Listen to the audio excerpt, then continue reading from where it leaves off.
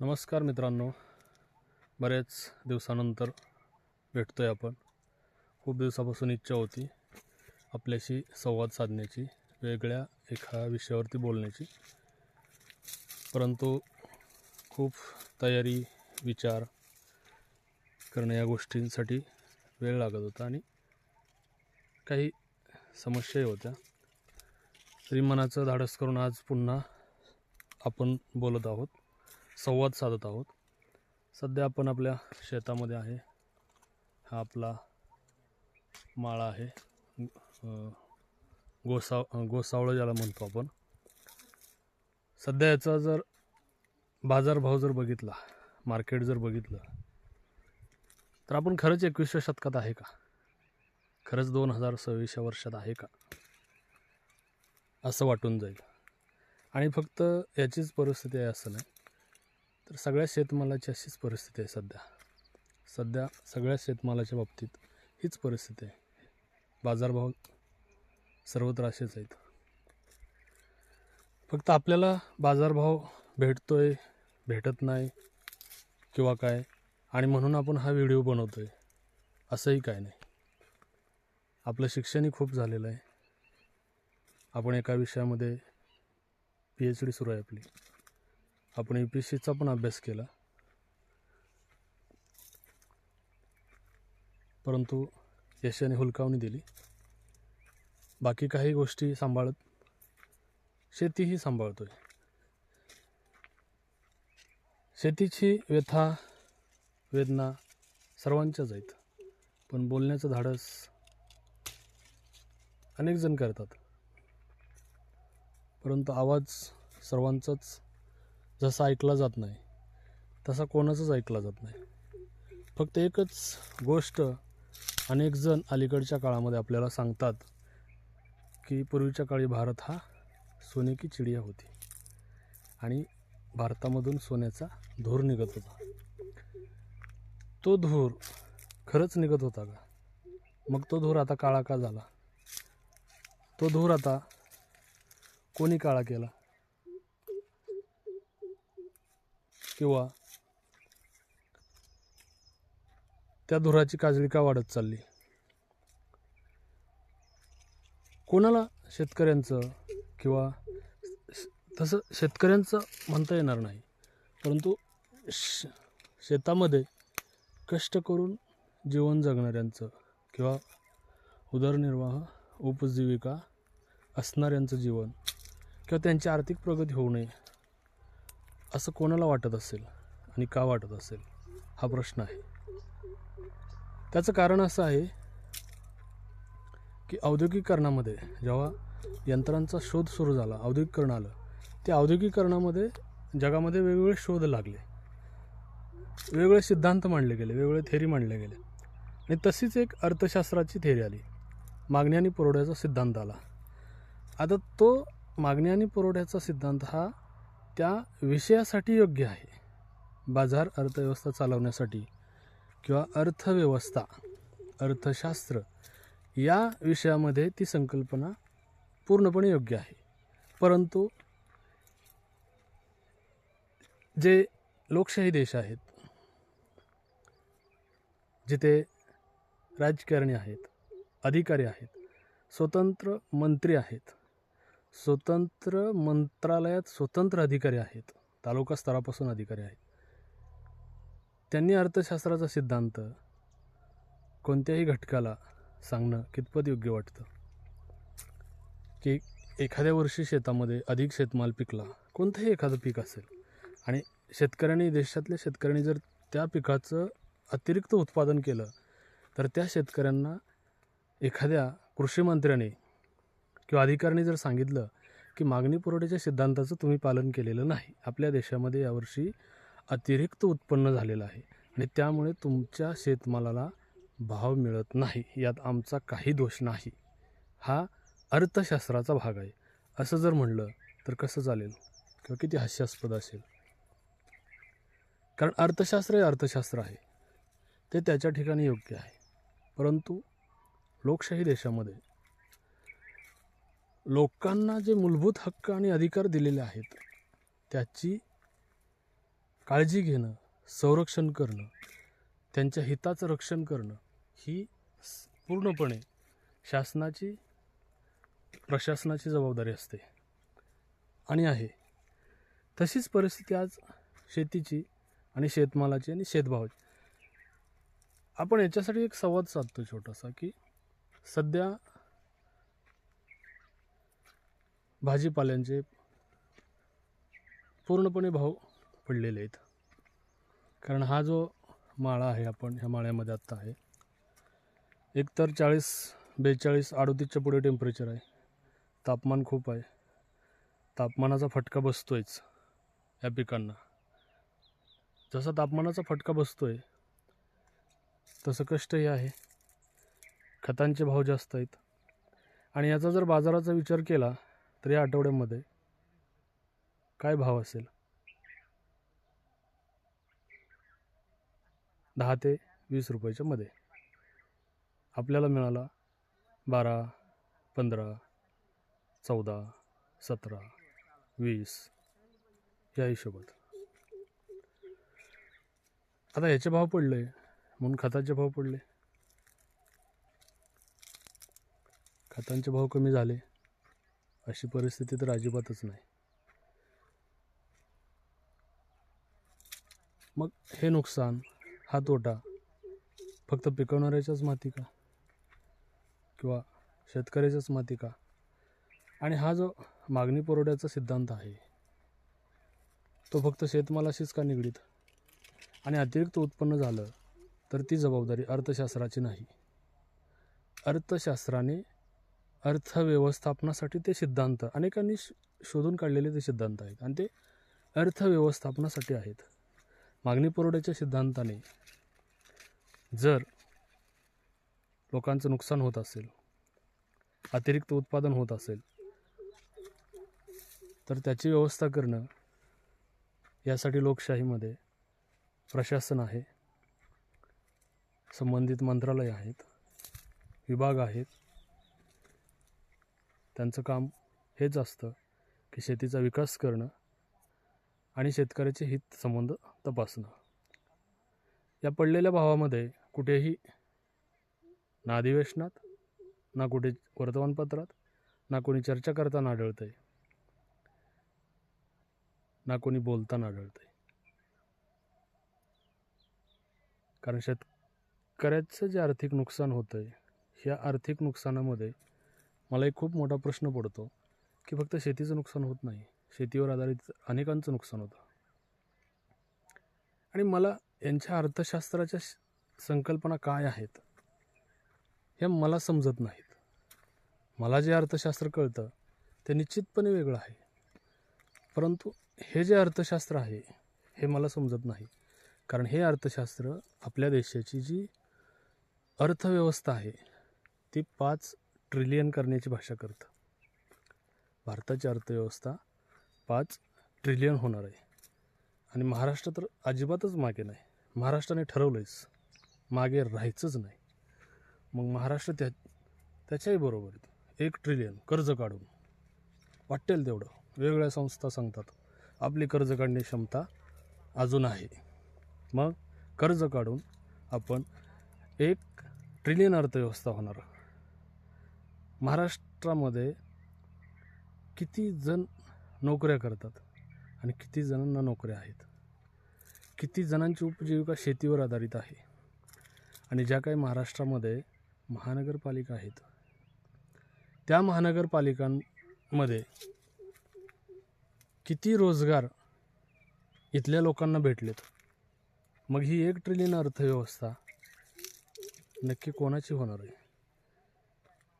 कारण पिकवणारे तर उपाशीच आहेत, त्याचा आवाजच नाही, त्याला कोणी बोलतच नाही आणि कोणी विचारत पण नाही कसं काय वाटतंय म्हणून. कसा दर पाडला, कसं मार्केट पाडलं, अजिबात नाही. ऊस लावा, बिल मिळणार नाही. शेतात काय पिकवा, दर मिळणार नाही. पण अर्थव्यवस्था मात्र 1 ट्रिलियन होणार. कशी होणार? मला तर हे अर्थशास्त्र कळत नाही. कोणाला कळत असेल तर नक्की सांगा की हे अर्थशास्त्र नक्की काय असतं. हे बोलण्याची गरज का पडली? तर देशाची साक्षरता वाढते, त्याचबरोबर महाराष्ट्राची सुद्धा साक्षरता वाढते. खरंच साक्षरता वाढते का? खरंच लिहिता वाचता आलं म्हणजे माणसं हुशार होतात का?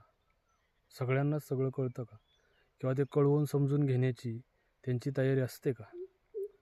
खरंच आर्थिक स्थिती देशातील असेल किंवा राज्यातील नागरिकांची उंचावण्याची जर जबाबदारी कोणाची असेल तर ती शासनाची आहे. आपण लोकशाहीमध्ये मतदानाचा अधिकार त्याच्यासाठीच आहे आणि तोच मतदानाचा अधिकार आज कशा पद्धतीने वापरला जातो हे सर्वांनाच माहीत आहे. निवडणुका कशा होतात, मतदान कसं होतं आणि एका उमेदवाराला खर्चाची मर्यादा जी असते ती किती तंतोतंत पाळली जाते हे सगळ्यांनाच माहीत आहे. आणि त्याचे हे जे परिणाम आहेत हे सगळे त्याचे परिणाम आहेत. त्यामुळे एक प्रश्न पडतो की खरंच हा देश सोने की चिडिया होता का? सोन्याचा धूर खरंच निघत होता का? आणि एकेकाळी जागतिक व्यापारावरती खरंच भारताचा दबदबा होता का? असेल तर त्या काळचे सत्ताधारी आणि राजे, आजच्यासारखी लोकशाही तर नव्हती त्यावेळेस, राजे होते, राजे महाराजे होते. मग ते राजे महाराजे नक्की कसले होते? त्यांचा कारभार काय होता की त्यांनी या देशाची अर्थव्यवस्था असेल किंवा त्या काळचं जे जीवन असेल तेवढ्या उंच पातळीवरती नेऊन ठेवलेलं होतं. एवढ्या उंच पातळीवरती की त्यांच्या काळामध्ये जे शक्य होतं ते त्यांनी खूप केलं. अवघड किल्ले बांधले, खूप मोठाली मंदिरं बांधली, ती काही फुकट होत नाहीत. त्याच्यासाठी राजकोषातून पैसा खर्च केला. पण एवढा पैसा त्यांच्याकडे होता म्हणजे उत्पन्नाची साधनं काय होती याचा अभ्यास नक्कीच आजच्या राजकारण्यांनी त्यांचा इतिहास बुडवण्यापेक्षा, नाकारण्यापेक्षा, पुसण्यापेक्षा करावा. आणि जी देशामध्ये, महाराष्ट्रामध्ये जी साक्षरता वाढते ही साक्षरता फक्त अक्षर ओळखीपुरती नसावी तर त्यांच्या हक्क आणि अधिकारांची जाणीव करून देणारी सुद्धा असायला पाहिजे. कारण ह्या समस्या त्याच्याशीच निगडीत आहेत. अर्थशास्त्रासारखा विषय जर कोणाला सांगितलाच नाही, शिकवलाच नाही तर ती साक्षरता काय कामाची? आणि संविधानातील दिलेले मूलभूत अधिकारसुद्धा जर सांगितले नाहीत, शिकवले नाहीत तर तो राज्यशास्त्राचा विषय काय महत्त्वाचा? आणि हेच विषय आजच्या अभ्यासक्रमामध्ये कुठेच नाहीत. विज्ञानाच्या विद्यार्थ्याला, विज्ञान शाखेच्या विद्यार्थ्याला कुठेही इतिहास, भूगोल शिकवला जात नाही, जेणेकरून त्याने सोने की चिडिया काय होती हे शोधू नये किंवा त्याला कळू नये. मात्र सगळ्यात महत्त्वाच्या पदांवरती जास्तीत जास्त प्रमाणात मात्र तेच गेले पाहिजेत जे विज्ञान शाखेचा अभ्यास करतात. पण सोने की चिडिया हा देश कसा होता हा इतिहास मात्र त्याला कळता कामा नये. निश्चितपणे विचार करा. आपण संवाद साधला. या पुढील काळात आपण असेच वेगवेगळ्या विषयांवरती संवाद साधू, बोलण्याचा प्रयत्न करू. नक्कीच बोला, कारण आपल्या देशामध्ये संविधानाने या देशातील नागरिकांना सर्वांना समानतेचे हक्क आणि अधिकार दिलेले आहेत. सर्वांना समान जगण्याचे सुद्धा हक्क आणि अधिकार दिलेले आहेत. फक्त आर्थिक नुकसान करून घेणं यासाठी देश आणि स्वातंत्र्याच्या लढाया झालेल्या नाहीत. आणि आपण जे शिक्षण घेतो, जे शिकतो, जे लिहितो वाचतो ते फक्त साक्षर आहे हे जनगणनेच्या कागदावरती मांडण्यासाठी नाही. कोणीतरी म्हटलेलं आहे, वाचाल तर वाचाल, शिका, संघटित व्हा, संघर्ष करा. हे कोणी म्हटलेलं आहे हेही सर्वांनाच माहीत आहे. पण खरंच सगळे शिकलेले शिकतायत का? संघर्ष करतायत का? आणि संघटित होतायत का? हा प्रश्न आहे. कारण जर तळागाळातील लोकांची परिस्थिती सुधारली नाही, त्यांची आर्थिक स्थिती सुधारली नाही, कारण यावर्षी सर्वच हवामान संस्था पुन्हा एकदा देशामध्ये खूप मोठ्या दुष्काळाचे संकेत देत आहेत. आणि अशा परिस्थितीमध्ये पिकवलेल्या मालाला जर योग्य भाव मिळत नसेल तर परिस्थिती खूप अवघड आहे. कारण प्रत्येक घरामध्ये आज प्रत्येकाकडे मोबाईल आला आहे. त्या मोबाईलचा महिन्याचा रिचार्ज 150 ते 200 रुपये झालेला आहे. 4 माणसांचं जरी कुटुंब पकडलं 700-800 रुपये मोबाईलचा खर्च आहे, बाकीचा वेगळा. तेव्हा विचार करा, सोने की चिडिया असणारा देश, सोन्याचा धूर निघणारा देश आणि तो धूर काढणारा कुशल श्रमिक कौशल्यपूर्ण समाज आज या अवस्थेत का आहे? स्वतःवरती होणाऱ्या अन्यायाबद्दलही कोणी बोलू शकत नाही आणि आपल्या कष्टाला योग्य भाव मिळत नाही, किंमत मिळत नाही, याचा आवाज कुठेही येत नाही किंवा याची नुकसान भरपाई किंवा याचं होणारं नुकसान याचाही कुठेही विचार कोणी करत नाही. याचं कारण तुम्ही फक्त शिकला, फक्त लिहिता वाचता येतं, विचार करता येत नाही. विचार करायला लागा. या पुढील काळात आपण भेटत राहू. तुम्हाला हा आपला माळा आहे गोसावळ्याचा. खरं तर ही फळभाजी, ह्याचं आयुष्य पण खूप छोटं आहे, लहान आहे.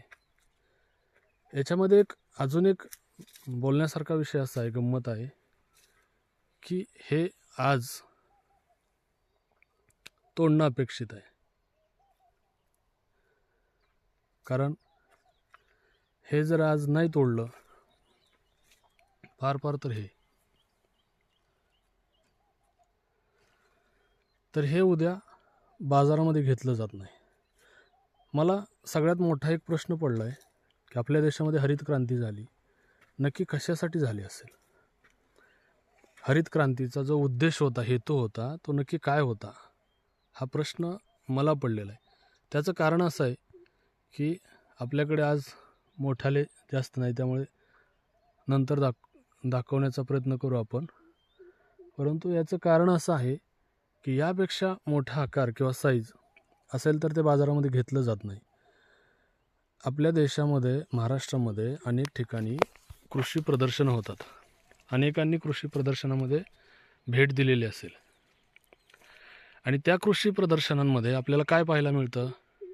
तर वाढत्या लोकसंख्येची खाद्यान्नाची गरज भागवण्यासाठी किंवा ती गरज पूर्ण करण्यासाठी संकरित वाण तयार केले जातात किंवा संकरित वाण तयार केले गेले. शेतमालाचं उत्पन्न वाढवलं गेलं आणि हे जे शेतमालाचं उत्पन्न वाढवण्याचा जो काही त्या काळच्या राज्यकर्त्यांचा जो काही हेतू उद्देश होता, तो वाढत्या लोकसंख्येच्या अन्नाची जी गरज आहे ती भागावी हा होता. पण या फळभाजीच्या बाबतीत मात्र विचित्र परिस्थिती आहे की याचा जरा जरी आकार मोठासा झाला तरी ते बाजारात घेतलं जात नाही. रोज किंवा दुसऱ्या दिवशी तोडावंच लागतंय. 2 दिवसानंतरचं ही फळभाजी बाजारामध्ये घेतली जात नाही. मला एक प्रश्न पडतो की हरित क्रांतीमध्ये सगळ्या फुलांचे आकार वाढले, पण या भाजीला मात्र हा शाप आहे की काय हे समजत नाही. म्हणूनच प्रश्न पडतो की खरंच सुशिक्षित आहेत का फक्त लिहिता वाचता येतं? कारण हरित क्रांतीत बाकीच्या इतर फळभाज्यांचे, पिकांचे उत्पन्न वाढलं ते चालतं, मात्र हे मात्र चालत नाही. अगदी जर आता जो आपण आकार दाखवला, या आकाराने जर ते बाजारामध्ये पाठवायचं म्हणलं तर जागेवर शेतकऱ्याचं खूप मोठं नुकसान होतं. कारण खूप कमी वजनाचं फळ तोडावं लागतं. दुप्पट म्हणजे 1 किलो जर बाजारात आज विकायचं म्हणलं तर ते 1 दिवस थांबून विकलं तर नक्की 2 किलो होईल किंवा 2.5 किलो होईल. म्हणजे 1 ते 1.5 किलो शेतकऱ्याचा तोटा इथे होतो. मला समजलं नाही की हरित क्रांतीमध्ये या फळभाजीवरती का अन्याय झालेला आहे. कारण हिचा जर आकार मोठा असेल तर बाजारात हिला कोणी घेतलं जात नाही आणि ही जास्त मोठी होते किंवा बेचव होते असं पण काही भाग नाही. कवळीच असते. कारण दुसऱ्या दिवशी तिसऱ्या दिवशी तोडली की तिला कोणी घेत नाही. हा खूप मोठा अन्याय आहे. या फळभाजीवरती मला तरी समजलेलं नाही. कारण मला खाताना त्याच्यामध्ये कुठेही काही बदल जाणवला नाही. कारण 2 आणि 3 दिवसामध्ये त्याच्यामध्ये खूप मोठा बदल होतो, असं काही नाही. आणि असाच काहीसा प्रकार तोंडल्याच्या बाबतीत पण जाणवतो. तोंडल्याचंही तसंच आहे. दुसऱ्या दिवशी तोडलं पाहिजे, फार फार तिसरा दिवस. त्याच्यापुढे गेलं की ते लगेच बादच. त्याला पण हरित क्रांती मान्य नाही.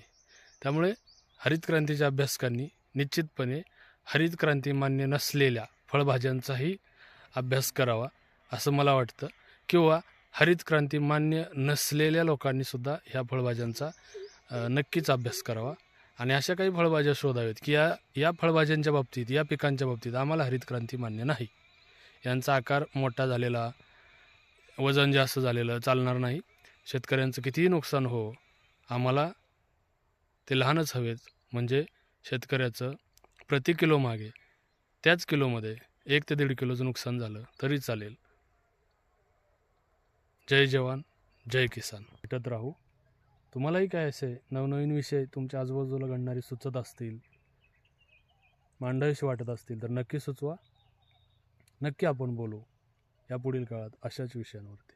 थांबूया. नमस्कार. पुन्हा एकदा विनंती आहे की जे कोणी नवीन असतील त्यांनी आपल्या चॅनल लाईक करा, शेअर करा आणि सबस्क्राईब करायला मात्र विसरू नका.